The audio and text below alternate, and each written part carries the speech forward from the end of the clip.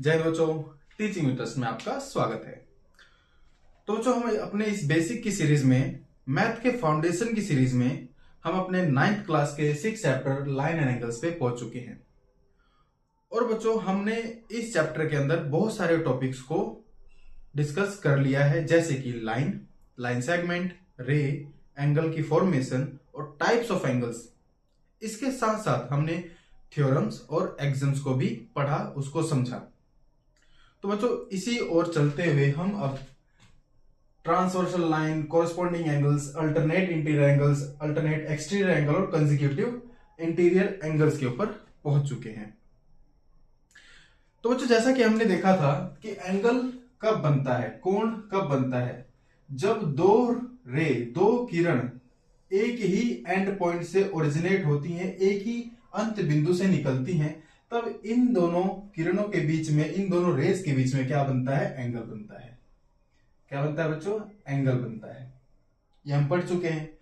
साथ ही साथ हमने ये भी देखा कि जब दो लाइन आपस में एक दूसरे को काटती हैं, जब दो लाइन आपस में एक दूसरे को काटती हैं, एक बिंदु पर काटती हैं, तब वहां पर दो जोड़े बनते हैं, कोण के दो जोड़े बनते हैं, एंगल्स के दो पेयर्स बनते हैं। एक पेयर तो एक ये और एक पेयर ये और ये दोनों ही जोड़े एक दूसरे के बराबर होते हैं। इनको हम बोलते हैं वर्टिकल अपोजिट एंगल। ये वाला एंगल इसके बराबर होगा और ये वाला एंगल इसके बराबर होगा। तो बच्चों, अगर मैं कहूं कि जब यहां पर, तो हमने सिर्फ दो लाइंस के बारे में बात की कि दो लाइन एक दूसरे को काटते हैं, और हमें यह भी पता है कि दो लाइंस एक दूसरे को सिर्फ और सिर्फ एक ही पॉइंट पर काट सकते हैं। ये हमने 5th चैप्टर में पढ़ा था। तो अगर बच्चों मैं ये कहूं कि हमारे पास दो लाइनें हैं और इन दोनों लाइन को एक लाइन क्या कर रही है? काट रही है दो अलग अलग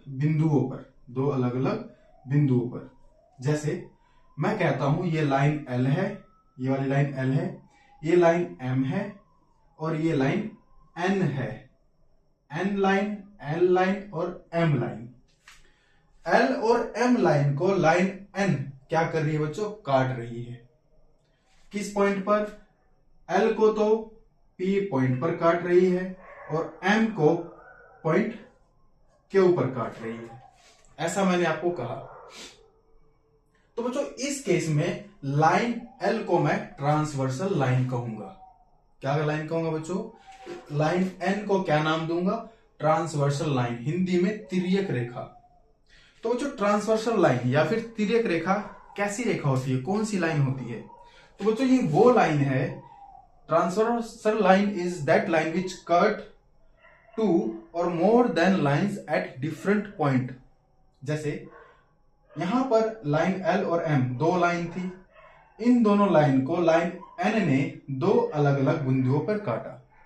यहां पर बच्चों, इन दो लाइन के अलावा और भी लाइन हो सकती हैं, कोई जरूरी नहीं है कि ये लाइन N सिर्फ दो ही लाइन को काटे।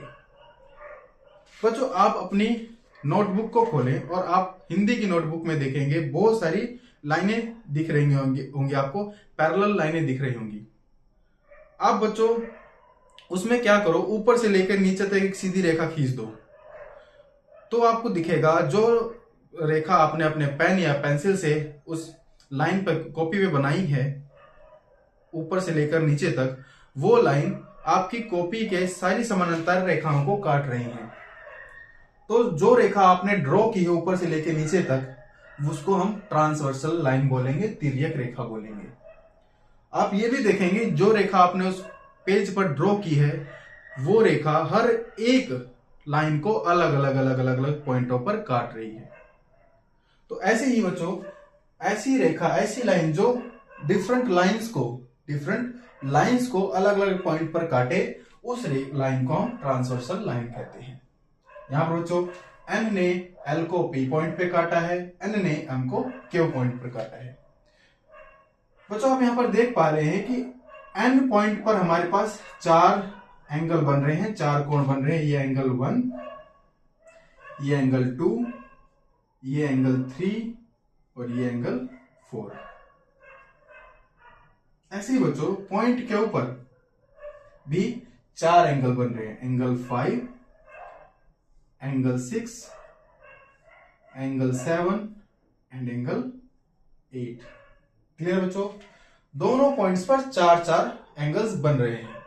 अगर हम दोनों पॉइंट्स को जोड़ दे तो टोटल 8 एंगल बन रहे हैं। क्लियर है? अब देखो बच्चों, यहां पर अभी देखो बच्चों, एंगल 1 और 2 और एंगल 7, 1, 2 और 7 और 8 को आप देखो, इनको बोलते हैं बच्चों एक्सटीरियर एंगल। क्या बोलते हैं बच्चों? एक्सटीरियर एंगल, बाहरी कोण। आपको दिख रहा होगा बच्चों, ये बाहर की तरफ है।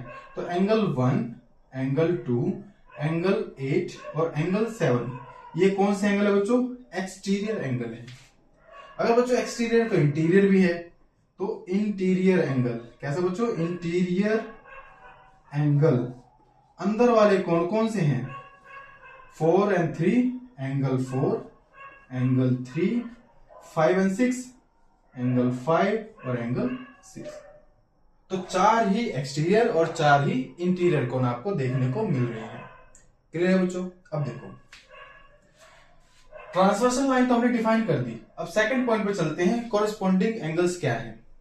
तो बच्चों एंगल 1 और angle 5, angle 1, angle 5 first pair, दूसरा pair, angle 2, angle 6, angle 2 and angle 6, third pair बच्चों, angle 4, angle 8, angle 4 and angle 8, fourth pair बच्चों, angle 3, angle 7, angle 3 and angle 7,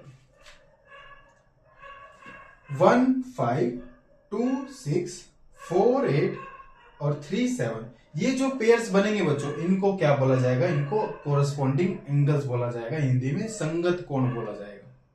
clear है बच्चों? अब चलते हैं अपने थर्ड पॉइंट पे, अल्टरनेट इंटीरियर एंगल। कैसे बच्चों? Alternate interior angle. देखो जो इंटीरियर की बात हुई तो हम अंदर की तरफ देखेंगे। अल्टरनेट क्या होता है? जैसे 4 and 6, एंगल 4 और एंगल 6, ये कैसा है बच्चों? अल्टरनेट इंटीरियर एंगल बोला जाएगा। ऐसे ही एंगल 3 और एंगल 5, एंगल 3 एंड एंगल 5, इनको क्या बोला जाएगा बच्चों? Alternate interior angle. ऐसे ही बच्चों अल्टरनेट एक्सटीरियर एंगल क्या होगा? हमने जैसे यहां पर अल्टरनेट इंटीरियर 4 और 6 था, अपोजिट साइड में थे, ऐसे ही बाहर वाले जो अपोजिट साइड में, जैसे 1 और 7, एंगल 1 और एंगल 7, सेकंड पेयर कौन सा बनेगा बच्चों?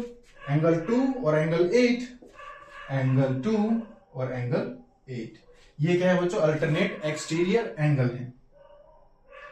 फिफ्थ पॉइंट में चलते हैं बच्चों, कंसेक्यूटिव इंटीरियर, एक ही ओर के अंत कोण, एक ही ओर के अंत कोण, कंसेक्यूटिव इंटीरियर एंगल्स। ये देखो बच्चों, angle 3, angle 6, angle 4, angle 5, angle 3, angle 6, first pair, और सेकंड पेयर क्या होगा बच्चों? एंगल 4 और एंगल 5, एंगल 4 और एंगल 5। तो बच्चों हमने यहां पर डिफाइन किया है, यहां पर जो 8 एंगल्स बने हैं इनके बीच में क्या रिलेशन है। कॉरेस्पॉन्डिंग एंगल्स कौन से होंगे? इंटीरियर, अल्टरनेट इंटीरियर एंगल्स कौन से होंगे? अल्टरनेट एक्सटीरियर एंगल्स कौन से होंगे? और कंसेक्यूटिव इंटीरियर एंगल कौन से होंगे? क्लियर बच्चों? कॉरेस्पॉन्डिंग एंगल्स के 4 पेयर हैं, अल्टरनेट इंटीरियर के 2 पेयर, अल्टरनेट एक्सटीरियर के 2 पेयर और कंसेक्यूटिव इंटीरियर के 2 पेयर यहां पर हमको मिलते हैं। क्लियर बच्चों? बच्चों डॉग्स आर बार्किंग, कुत्ते भौंक रहे हैं, तो इन पे ध्यान ना देते हुए, जो बैकग्राउंड में नॉइज है उसके ऊपर ध्यान ना करते हुए जो मैं आपको पढ़ा रहा हूं उस पर ध्यान दें। क्लियर बच्चों?